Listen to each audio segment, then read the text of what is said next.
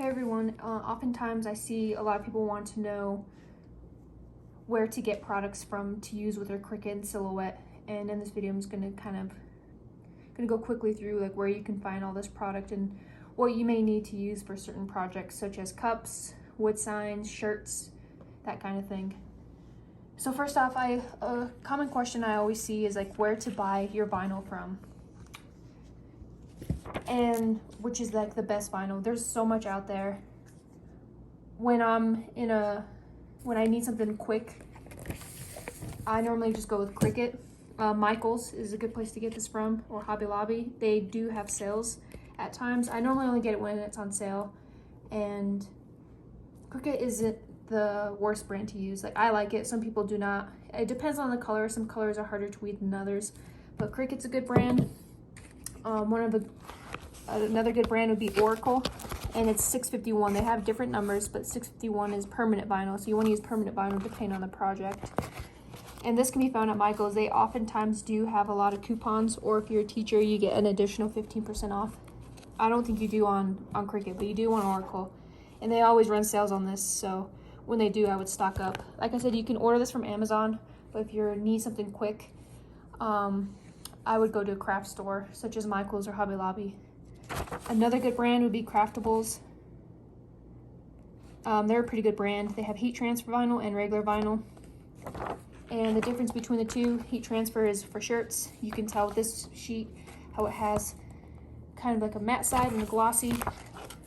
You always want to put this face down on, if you're making a shirt, the glossy face side down, so it cuts on this side, and you have to mirror your image. This is how you can kind of tell the difference. This has like a backing. This one is just heat transfer, as you can see, because it doesn't have the same backing. So that's how you can kind of tell between the two. Another really good brand to use is going to be Tech Wrap. They have different colors. This one I just got. This one is actually color changing vinyl. So once you fill up, I use it for cups, and once I put a cold liquid into it, it changes color. Another thing you'll want is obviously transfer tape. There is Strong Grip. This is only used for glitter, so you don't want to use Strong Grip, which is this purple. If it has purple, you don't want to use this for regular vinyl because it will be impossible to take off. So you only use this for glitter. And I see so many mistakes of people spending hours weeding projects out, and they try transferring it with Strong Grip. You don't want to use Strong Grip. You want to use just regular.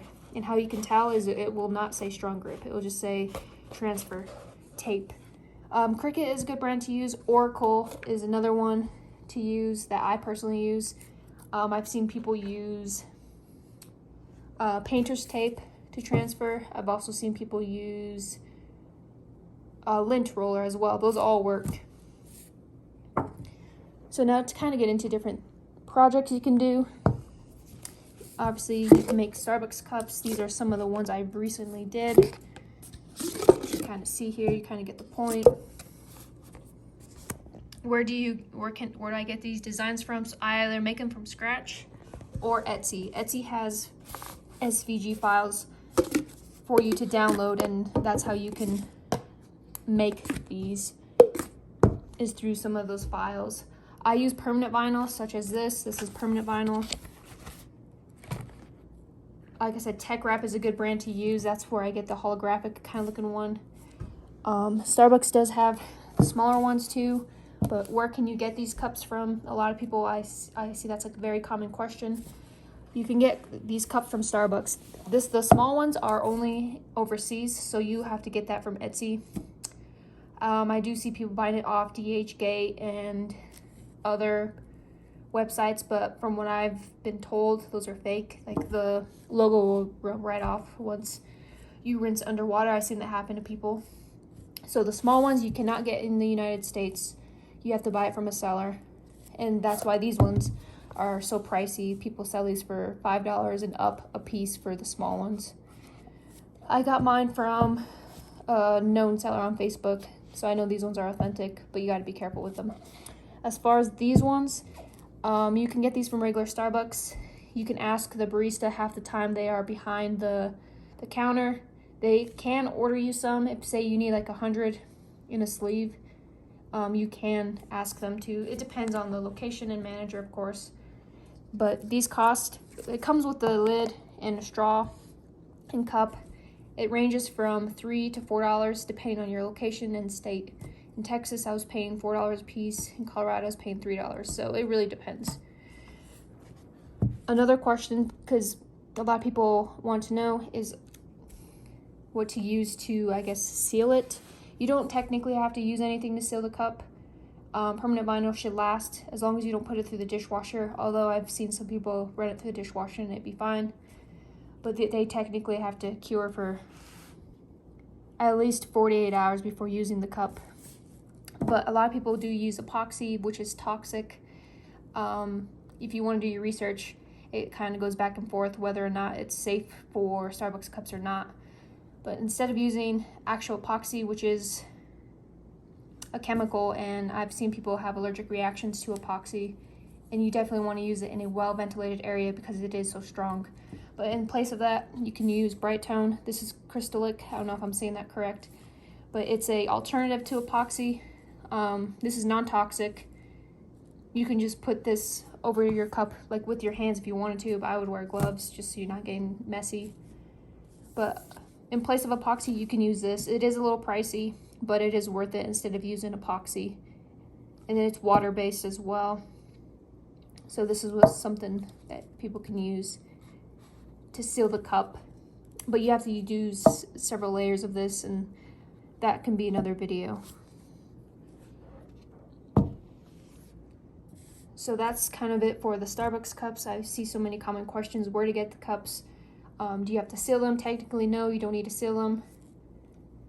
You just want to not use it for at least 48 hours. And definitely use permanent vinyl, not removable. How you can tell is it would literally say on here removable vinyl, depending on the brand. It would say that. And I would just suggest using permanent. So that's for the Starbucks cups. Starbucks does have some other fun cups. This is like the swirl cup that released this summer. It's got kind of like a color changing cup. So just kind of keep an eye out at your local Starbucks for different stuff like that. The next thing for shirts, this one is called Sublimation. I made this one, it's bleached. And this is a Bella canvas shirt. A lot of people want to know, like, where can I find these shirts? You can get this at Michael's. I got this one at Michael's. Jiffy Shirts online is a really good one as well, where you can order in bulk. But for this one, the count is 50% polyester, 25% rayon, if I'm saying that right. Or 25% cotton is what it says there. So you want to have at least, from what I'm told, 40% polyester for sublimation. Sublimation is a whole nother thing. I could talk about that in another video. But just to make these shirts, like a shirt in general, you want to use HTV if you're not using sublimation, which is heat transfer vinyl, which is this. And what I use is parchment paper. I use this. It depends if you have a heat press. I personally do have a heat press. I just put this over top. So the design, this over top, and then I heat press it. I use parchment paper and not Teflon. A lot of people use Teflon, but I hear that can be toxic to animals if you have dogs. I do have dogs, so I don't use Teflon paper. So I use this.